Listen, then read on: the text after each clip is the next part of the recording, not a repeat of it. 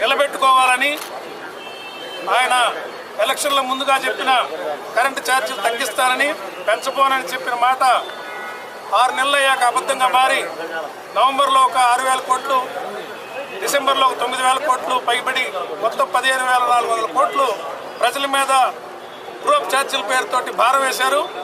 ఇది ఎన్నికల్లో చెప్పిన మాట నిలబెట్టుకొని ఈ ఛార్జీలు వెనక్కి తీసుకోవాలని, పేదలకి 200 యూనిట్ల లోపు కాల్చుకునే వాళ్ళకి గత ప్రభుత్వం మా ప్రభుత్వంలో ఉచిత కరెంట్ ఇస్తే వాళ్ళకు కూడా 1,000 రూపాయల నుంచి 2,000 రూపాయల దాకా బిల్లులు వస్తూ ఉన్నాయి.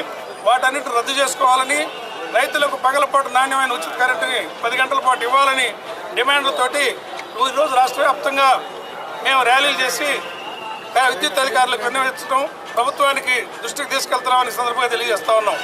దీంట్లో పాల్గొన్న మా చూపుడు